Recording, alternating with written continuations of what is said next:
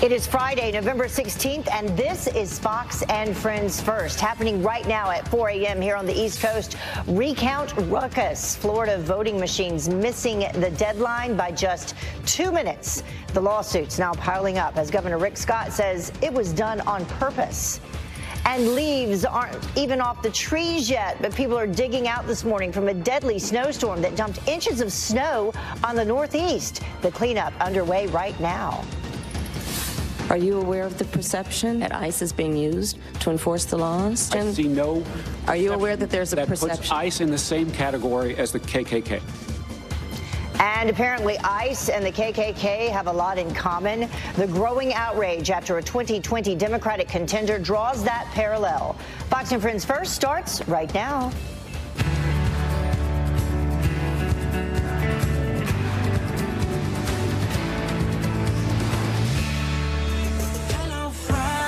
In Florida's hotly contested Senate race. Yep, the decision comes after Broward County missed the deadline by 2 minutes. Rick Scott now accusing Brenda Snipes of doing it intentionally. Griff Jenkins is live for us in Lowry Hill, Florida, with what happens next. I'll tell you one thing that's not going to happen. Griff, you're never coming home, apparently. Good morning, Heather. Let me tell you, nobody was more stunned than the people in the building behind me. The guy that actually did the counting or the uploading, Joe D'Alessandro, saying off camera, I just worked my tail off for nothing. He was stunned as well. But Brenda Snipes, the election supervisor, took account and responsibility for it. Here's what she had to say. According to what we were told from the Division of Election, our completion was 3:02. And it should have been 3 o'clock on the button. I have taken responsibility for every act in this office, good, bad, or indifferent. I have always held myself accountable. The numbers here in Broward were favorable to Scott. His communications director, Chris Hardline, tweeting Rick Scott's margin increased by 865 votes. Went on to say it's time to end this, time for Nelson to concede. But that's not likely going to happen because at 7 a.m. today, we're going to have the hand recount beginning. It's going to be 100 tables, Heather, 6 people per table, 2 from the county, 2 Democrats, 2 Republicans. And they're going to be looking into 18 bins of over and under votes. Look for a lot of talk about these over votes. There could be as many as 20, 25,000 or more, and that's where they're going to contest that the voter intent was for their candidate. Meanwhile, likely we'll get a resolution in the governor's race. Ron DeSantis' margin above that 0.25 percentage point over Andrew Gillum. DeSantis issuing a statement saying those returns remain clear and unambiguous, just as they were on election night and at every point throughout this process. Gillum also issuing a statement of somewhat optimism, saying while our race has fallen outside the window for a manual recount, we still believe that before the election results are certified, the state of Florida must count every legally cast vote. However, not falling under that 0.25 percentage point, Heather, we expect that these numbers for the governor's race will be certified, and you will have Ron DeSantis as the governor. Meanwhile, up in Palm Beach County, still they're having problems, although they expect to get a hand recount going at some point today, maybe around 11 a.m. Heather? Unreal. I mean, it's clear that something's going on, something's wrong down there. They need to fix this problem, whatever it is. Griff, thank you so much. Appreciate it. Well, the other story we're talking about, more than 650 illegal immigrants busted in Arizona in just 2 days. Border Patrol agents in the Yuma sector say that they're mostly family units or unaccompanied minors from Guatemala. Troops along the border hard at work, awaiting the migrant caravan, laying barbed wire and putting up barriers. The first wave of that caravan arriving in Tijuana, south of San Diego, could take up to 6 weeks to process asylum claims. And potential progress on the border wall to tell you about is 1,000 more migrants are expected to arrive by the end of the year. Senate Majority Leader Mitch McConnell meeting with President Trump before a funding bill expires next month. Now, the Kentucky lawmaker says that he expects to reach a budget agreement and is optimistic about securing our border. The president reportedly did not threaten a government shutdown over border wall money. Well, the thousands of migrants approaching U.S. soil are adding to the already backlogged asylum claims. Former CIA officer Brian Dean Wright says that it's not only putting a strain on the immigration system, it's stressing out Americans. I think what you will end up seeing in the coming months as the caravans continue to flow, not just this one that's already at the border, but as more come, and we see these numbers go up from 1,000, 2,000 plus, which, because there is a new president in Mexico, that is looking more and more likely to happen.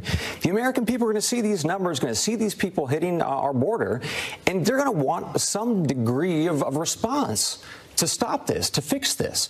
And they want everybody in Washington to focus on this. And I think whichever political party puts forward the most thoughtful plan to do so and doesn't just talk about abolishing ICE or ignoring the problem, I think politically you're going to see the American people demand and then reward the people who stand up. Well, recent Fox News analysis shows immigration as the second most important issue facing the country. That is according to voters. Well, the East's first snowstorm of the season, claiming at least 7 lives, though. It was a powerful nor'easter, dumping heavy snow and causing a mess on roads. Lauren Blanchard takes a look at the commuter chaos.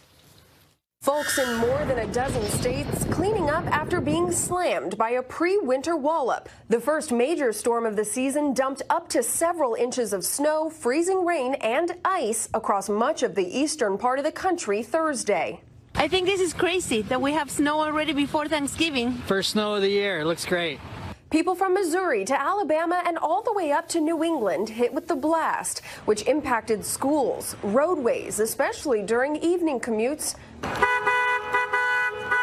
The roads are really bad. As soon as you hit an exit, it was just like there were just like tractor trailers stopped everywhere. And flights, with hundreds canceled and thousands more delayed. At one point Thursday, roughly 400,000 people across the region were without power. Many said they were not prepared for what this large storm brought. I didn't think it was going to be this heavy. While others enjoyed Mother Nature's winter wonderland. We're still weeks away from the official start of winter, which is December 21st, and still this unseasonable storm spanned about 1,000 miles. In Washington, Lauren Blanchard, Fox News. Certainly pretty, but chaotic.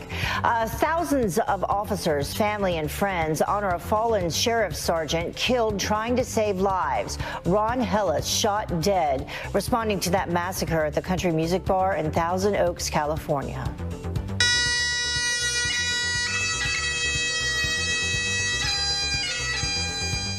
Country star Billy Ray Cyrus paying tribute to the 29-year veteran of the force in front of a packed memorial service.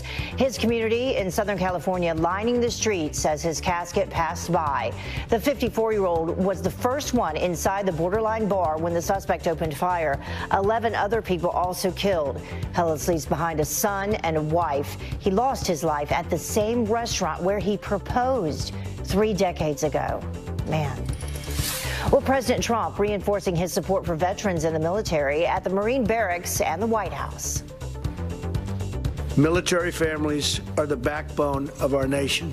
It's our sacred duty to support America's service members every single day they wear the uniform and every day after. When they return home as veterans and heroes, we take care of them. Well, this comes as VA officials were grilled over a computer glitch that delayed GI Bill benefits for hundreds of thousands of veterans. One of the key witnesses at the hearing, Executive Director of Education Service of the VBA, Robert Worley, reassigned over that entire ordeal. And country music legend and hee-haw star Roy Clark has died. You see Deacon Jones, a winner, rattling bones, old Parson Brown hopping round like a clown. Roy Clark, best known for hosting that hit show for 24 years, was also a member of the Country Music Hall of Fame and the Grand Ole Opry. Clark passing away Thursday from pneumonia complications at his home in Oklahoma. Keith Urban tweeting in remembrance, "My first CMA memory is sitting on my living room floor watching Roy Clark tear it up, sending my love and respect to him and his family for all he did." Roy Clark was 85 years old. What about this for you? Some incredible moments at CenturyLink Field. This was in Seattle. 96-year-old U.S. Air Force veteran and Washington native Art Unruh raising the 12th man flag to kick off Thursday night football. That's awesome. 96 years old, and we thank him and all the men and women who serve. We sure do. His Seahawks not letting him down either. Russell Wilson throwing a 15-yard touchdown to Ed Dickson with just over 5 minutes remaining. That would be the difference in Seattle's 27-24 win over the Green Bay Packers. And to Art Unruh, thank you very much for your service. Well, a Fox News alert for you. The death toll rising in the California Camp Fire, with more than 600 people now missing. 600. A closer look at the growing devastation as President Trump prepares to head west. And recount chaos, Governor Rick Scott railing against the missed deadline, saying that it was done on purpose. So how can we be sure the results are legitimate? Our next guest was there in 2000 and has a major wake-up call for the Sunshine State. Welcome back. You're watching Fox and Friends First, and it is all about Florida and a big debacle. The Florida recount deadline is come and gone, and Broward County misses the boat by 2 minutes. Senate candidate Rick Scott slamming election chief Brenda Snipes, saying that this was all intentional because she didn't like the results. And with the race heading for a hand count, can she be trusted? Brad Blakeman advised the Bush-Cheney campaign during the 2000 Florida recount, and he joins me now. Thank you so much for joining us. Pleasure. So, been there, done that. You have, this is like deja vu all over again for you, right?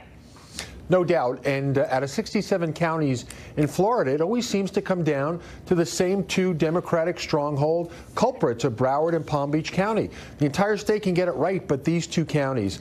It shows a lack of integrity on the part of officials and a lack of confidence that the public should have that things are being done according to the law. Yeah, so apparently Brenda Snipes said that the late submission was due to an employee not fully understanding the state's website. And even though the county's votes were actually tallied in enough time, all those folks that just, to quote one of them, worked their tail off for nothing. You know, they did all that, but then they began to upload them to the website at 2:45, and then the upload took approximately 17 minutes. At least that's the excuse that we're hearing right now. I don't buy it. There was a whole host of things that these counties have done wrong, including commingling ballots of provisional ballots with actual ballots that should have been counted. This is not the way the system works. Law is the law. You have deadlines, and you're supposed to meet those deadlines. And if you don't have the equipment or have antiquated equipment, then you shouldn't be doing your job. This is a breakdown of the integrity and confidence in the entire system by incompetent officials at best and probably fraud at worst. You know, this keeps happening in Broward County, as you mentioned. So why should folks in Broward County, A, trust the system, or B, even go out and vote next time? They should be mad as hell. You know, nothing's changed since 2000. You would think that they would get their act together after the debacle of the recount back then, but nothing's really changed. It's the same ineffectual, incompetent system, and add to that incompetent employees and leadership. Nothing has changed. And if I were living in Broward or Palm Beach County, I would be mad as hell, and I would demand change for 2020 because we have to have integrity and confidence in our electoral system. We're America. We're not some third world country. Yeah, I mean, and you mentioned back in 2000, just refresh people's memory. I mean, you were there in the middle of that. Originally, you were in Austin, Texas. You found out that, you know, that this wasn't going to be called until all these votes were counted. The situation in Florida was figured out. So you initiated something that eventually became known as what? The Brooks Brothers Riot. Yeah, right. There you are. Look, what we did was we understood that it was a three-pronged approach to the recount. One was in the courts, because we had to fight there. We had to fight and make sure that the recount itself was done correctly and there was transparency. And then we had to fight in the streets in order to keep the public aware of what was going on. So we were fighting in the streets, in the courts, and in the ballot centers. And the reason why we shut down the Miami-Dade Recount Center is because they were committing fraud. They were subjectively looking at ballots, determining voter intent. That is not the way things are done in America. We shone light on it, and the place was shut down because what they were doing was illegal. Mm-hmm. So you're watching all this unfold on TV. I was reading your piece you wrote here, and you said, you know, you're seeing people even play the role that you played back then. Yeah, you do. I mean, there are people, and good for them, taking to the streets and making their voices heard and trying to watch what's being done so elections are not stolen and voters are not disenfranchised. Democrats should be out there in droves, but you don't see them as to the numbers that you're seeing Republicans. And that's a shame, because a vote that's taken away is a vote that's taken away from democracy, whether you're a Republican or a Democrat. All right. Well, the counties have until November 18th at 12 p.m. to submit their manual recount results. We'll see if they make that. Brad, yeah, thank you. Bet on it. Thank you so much for joining us. Appreciate it. Have a great weekend. Pleasure. You too. Well, the time now is about 18 minutes after the top of the hour. Is WikiLeaks founder Julian Assange about to face charges in the U.S.? The new court document just revealed overnight, and the possible impact that it could have on Robert Mueller's investigation. And banned from Facebook for being conservative, the brand new social media site for President Trump's biggest supporters. Assange reportedly facing secret charges in the U.S., and they could have major implications for Robert Mueller's Russia probe. Ellison Barber joins us now live from Washington with more on the explosive court ruling that apparently we weren't supposed to see. Ellison? Yeah, that's right, Heather. So prosecutors inadvertently identified Julian Assange in this court filing in an unrelated case. This, according to the Associated Press, suggests prosecutors with the Department of Justice have prepared charges against the somewhat notorious founder of WikiLeaks under seal. This news was first reported by the Washington Post. They described it as a, quote, development that could significantly advance the probe into Russian interference in the 2016 election and have major implications for those who publish government secrets. In the court filing, unrelated again to Assange, prosecutors reportedly said charges and an arrest warrant for Assange would need to remain sealed until Assange is arrested in connection with the charges in the criminal complaint and can therefore no longer evade or avoid arrest and extradition in this matter. So how or why Assange's name is in this court filing remains to be seen. The Washington Post says people familiar with the matter say the disclosure is true but unintentional. A spokesperson for the Eastern District of Virginia told the Associated Press and the Washington Post that the court filing was made in error and that was not the intended name for this filing. Mueller has reportedly looked at WikiLeaks as part of the special counsel's investigation into Russian meddling in the 2016 election, the hack and publication of emails from the DNC, emails from Hillary Clinton's campaign chair, and possible communication between former Trump campaign advisor Roger Stone and WikiLeaks. The president tweeted about this yesterday, quite a few tweets yesterday about the Russia investigation. He called Robert Mueller conflicted and accused him of protecting people on the other side. The special counsel's investigation is ongoing. So far, Mueller's team has charged at least 30 people and 3 companies. They've gotten guilty pleas from some of those people, including 4 former Trump campaign aides. Heather? Very interesting to see what happens on this today, for sure. Ellison, great to have you with us. Thank you. You bet. Well, President Trump has repeatedly said that he has no plans to fire Robert Mueller, but we'll keep hearing about it. As Fox News contributor Molly Hemingway points out, so far, the investigation has failed to serve its original purpose, revealing any evidence of collusion between the Trump campaign and Russia. We have seen for a while now that while the special counsel, which was set up to investigate treasonous collusion with Russia to steal an election, hasn't found anything of that nature at all, but it has found a couple Russian trolls doing Facebook memes, and then it's wrapped up a ton of Trump associates on process crimes, things that Hillary Clinton and her people, when they were caught up in those in sort of similar things, lying to the FBI or making false statements, they didn't even bother prosecuting them. When it comes to Trump affiliates, Mueller has shown himself to be very tenacious, and so I wouldn't be surprised if he had some more things coming. The question is, again, what happened to treasonous collusion with Russia to steal an election? If this is just a political prosecution to go after anybody who was friendly with Trump, that's actually not a very healthy system that we have. By the way, it has been 548 days since the Mueller probe was launched, and it has cost American taxpayers as much as $17 million. A Fox News alert for you. Entire communities turn to ash as the death toll climbs in California. A closer look at the shocking devastation and the brand new numbers in overnight. And he had no family, but he sacrificed his life for this country. The emotional farewell for an American hero as hundreds who didn't even know him show up to say goodbye.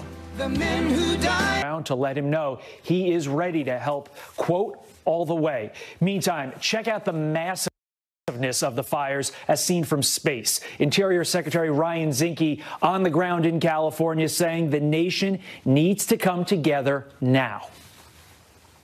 It's unsustainable to have this happen year after year, or have a season like this where you have 100,000-acre fires becoming routine. We're a great nation. This is not a Republican or Democrat issue. This is an American issue, and we should address it as such. Governor Brown adding that a sea change in how we think about the potential for these fires is vital. Going forward, we are going to have to take a lot of steps that aren't so easy. We're going to have to manage our forests better. We're going to have to build our cities more smartly. We're going to have to build shelters so that people can escape when these terrible fires get out of hand. And yes, we're going to have to deal with climate change. And besides these horrible images you've seen on TV, there's also the health risk from smoke throughout the area, including children, the elderly, and those with existing health problems, as well as for those with asthma and lung disease. Just horrible times out there in California. Over 600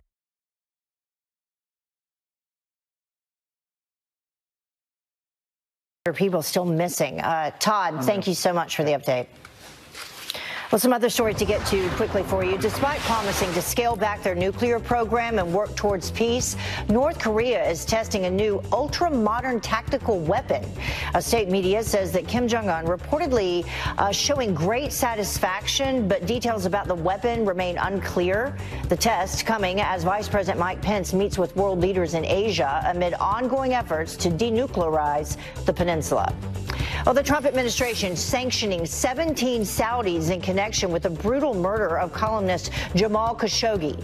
The U.S. freezing assets and prohibiting Americans from doing business with them. The country's top prosecutor just indicted 11 suspects, recommending the death penalty for 5. The prosecutor claims the Saudi crown prince did not know about the plot. And the race for Georgia governor could be called today, maybe. Counties scrambling to certify election results after a federal judge ordered some absentee ballots with mistakes be counted. And that includes those with missing or incorrect birthdays. It's unclear how many votes might be impacted. Republican Brian Kemp is leading Democrat Stacey Abrams by nearly 55,000 votes. Well, outgoing Senator Jeff Flake taking on President Trump, targeting his judicial nominees. His goal, to protect special counsel Robert Mueller. But despite Flake's threats, the president has already reshaped the judiciary. Here to weigh in, former federal attorney Emily Campagna. Thank you very much for joining us. We appreciate it. Good morning, Heather. Thank you. So as we begin, let's take a look at the numbers in comparison for President Trump. This is in the first year and 9 months of his administration. He's appointed 29 different judges. That's compared to President Obama, 11, George W. Bush, 16, and Clinton with 19. So he's already reshaping things. Absolutely. This administration has significantly shaped the judiciary already. So exactly, there's been 29 lifetime secured appointments for appeals court judges, in addition to 53 district court judges, and obviously 2 Supreme Court justices. Now, in the prior administration, the 8 years, that duration, there were 392 nominations. And here, President Trump has already nominated 151. Now, critics, I must note, point to the makeup of these judges and justices. They say there's an overwhelming percentage of Caucasian and males, but obviously, you know, the answer is that this presidency has not concluded yet. But certainly the rapid pace of President Trump, he's maintained his campaign promise to do so. So pending judicial nominees, if we talk about those, they don't need majority support on the Judicial Committee or the Judiciary Committee to advance to a final confirmation vote on the Senate floor. So why would Flake be doing this? You're right. It tends to affect the pace only, that if it's passed in the Senate Judiciary Committee, then it tends to have a faster pace. Frankly, I think he's doing it for the optics. And it's important for viewers to understand as well that he has threatened to tie it not only to judicial nominations, but also to trade policy and government spending, which means essentially that he's threatening a government shutdown over this legislation regarding the Mueller investigation protection, which could be passed anyway. The nuance about that legislation that he wants passed asked is for an expedited judicial review. That can happen regardless. And it belies the fact that the co-sponsor of the bill himself says, look, there's no rush. He called it a false crisis. And he was like, look, it's important to pass, but right now there isn't, frankly, the emergency that Senator Flake is seemingly calling for. That's why I wonder if tying it to trade policy and government spending, if that is more what this is about.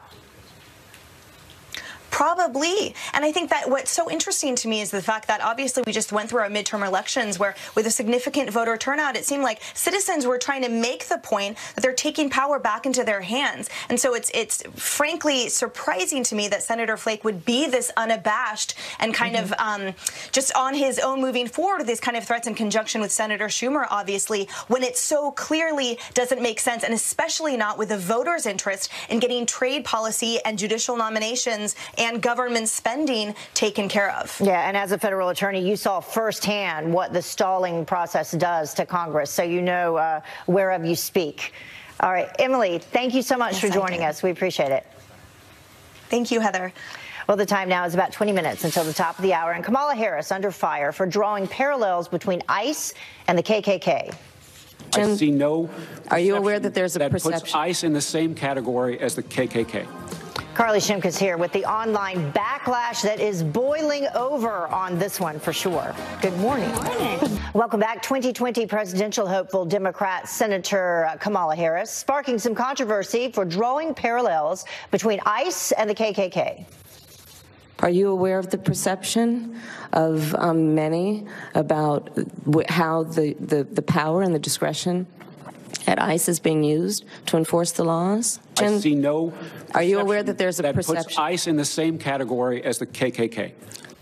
Carly Shimkus with Fox News Headlines 24/7, Sirius XM 115 here with the online backlash. Good morning. Hey, good morning, Heather. So you just witnessed a heated moment there between Senator Kamala Harris and the acting head of ICE, Ronald Vitiello. Now, Vitiello had just finished apologizing for a tweet he sent out in 2015 where he suggested renaming the Democratic Party the Neo-Klanist Party, thus sparking a conversation about the KKK, where Senator Harris drew parallels between how Mexican immigrants may feel about ICE and the KKK. But some people say she has taken her criticism of ICE a little bit too far, including GOP chairwoman Ronna McDaniel, who says Kamala Harris is trying to launch her 2020 campaign off of comparing ICE officers to the KKK, and it's absolutely disgusting. Nan Hayworth, you know her, she's a friend of our show. She says, so Senator Kamala Harris is running for the 2020 Democratic nomination by focusing on her perception of ICE, just as she based her questioning of Justice Kavanaugh on insinuations about his behavior. No policy, no facts, just vapor, toxic vapor. That's her opinion on the matter. And then another Twitter user chiming in saying, shameful and disrespectful to all law enforcement. So still, Vitiello also, though, a big part of the story is that the fact that he apologized for suggesting the Democratic Party should be renamed the Neo-Klanist Party. He says he was just joking, but a lot of people are criticizing him for that this morning as well. Well, let's talk about this new pro-Trump social media platform. Yeah, that's right. So, you know, a lot of conservatives feel that they are censored on Facebook. Now there is an alternative called Trumptown. Addison Riddleberger is the founder of Trumptown. This is why he started. He says, myself and many other conservatives have been personally affected by self-proclaimed open platforms clamping down on my right to free speech. So this is a platform where conservatives can speak freely and talk about why they appreciate President Trump's policies and the way he's handling certain things. I am Trump Army. He sounds like a right candidate for this platform. He says, time to move to a friendlier and welcoming social media that won't shadow ban me. Songshine7 says that she joined Trumptown already. And then another Twitter user, Chad, is promoting the platform saying, for free speech for all, not just liberals. Yeah. So Trumptown I like it. Name. Yes. What happens after President Trump leaves office? I guess they'll have to rename it. Well, we don't have a lot of time left, so I want to make sure we get to this. Yes. This veteran in Tennessee, people turned out in scores to support him. That's right. So a Vietnam veteran had hundreds of people show up to his funeral after he was listed as having no known family. So strangers coming together to honor him in death after he served so bravely in life. Here's an Army veteran who attended the funeral. We're all brothers. It doesn't matter what war, we're brothers. World War I, II, Afghanistan, Iraq, Vietnam, it doesn't matter. Heather, isn't that just amazing? I mean, people taking time out of their day to honor this man who they didn't even know. That is a Friday feel-good story for you, I'd say. It certainly is, and we are so thankful that all those people have such huge hearts, and they turned out for him. Absolutely. Thank you. Thanks very much, Carly. Appreciate it. Well, a couple other headlines, switching gears completely, something going viral. This famed mandarin duck in New York City's Central Park is enjoying the winter weather. A video of this rare bird in the snow. Look at that. I spent all weekend actually trying to find this bird. It's going viral. The duck is known for its multicolored feathers. It comes from East Asia. Who knows how it ended up in the Big Apple, but it sure is pretty. Wow. Having fun. Well, the time now is about 15 minutes until the top of the hour, and they put their lives on the line fighting for our freedom. So why are they being ordered to give back the money that they were paid to do just that? Plus, 8 weeks since we learned Rod Rosenstein planned to record President Trump. So why hasn't the Deputy Attorney General testified yet? Well, President Trump railing against the Mueller probe, calling it a disgrace to our nation. Meanwhile, the man who appointed the special counsel, Rod Rosenstein, has yet to testify, even though he suggested recording his conversations with the president. So will the Deputy Attorney General ever go before Congress? Here to weigh in is President of Judicial Watch, Tom Fitton. Tom. About his job during the nation's founding, appointed people in similar circumstances as Mr. Whitaker to run cabinet agencies. In the 1800s, it was done 160 times. So I think there was a lot of anti-Trump legal analysis to try to undermine Mr. Whitaker, because I don't think people are comfortable with the fact that the Justice Department's now being run. Is that they did not, they weren't given an opportunity to properly vet Mr. Whitaker's background, and so serious questions are now arising about his fitness to serve in that position. It's a temporary position. If Mr. Whitaker is appointed as Attorney General, he'll have to leave the acting Attorney General position, and he'll be submitted for congressional or senatorial confirmation. But in the meantime, it's standard operating procedure to have temporary appointments in circumstances like this. So another delay tactic from Democrats? Democrats are going to attack President Trump no matter what he does. Let's move on to this next topic, though. The court has ruled that Hillary Clinton must answer more questions under oath regarding her emails. This is a big victory for Judicial Watch. Right. We had been authorized to ask her some questions about her email conduct, and she refused to answer some, objected to them. And after a 2-hour hearing or so the other day, the court overruled her objections, and frankly the objections of the State Department and Justice Department, who were on her side unbelievably. And the key questions, or she's going to have to answer, is why'd you create the system? Who set it up? How was it set up? Give us the details about the basic creation of the Clinton email system, why it was done, because the court in this case is interested whether this system was set up to thwart the Freedom of Information Act. You know, in 2016, she claimed that she, quote, does not recall. Maybe, but I think we all recall, I think she'll recall or won't be able to credit. There's been plenty of testimony as to why it was set up, and we now know that she set it up based on testimony, for instance, of one of her top aides, Huma Abedin, because she didn't want people seeing her emails. Give us a time frame, finally, as to when you...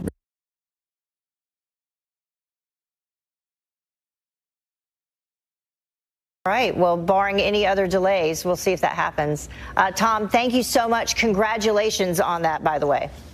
Well, our legal team did a great job. Thanks, Heather. All right. You always do a great job. Well, the time now is about 8 minutes until the top of the hour, and a disgusting display of disrespect. A memorial honoring a fallen Marine destroyed not once, but twice.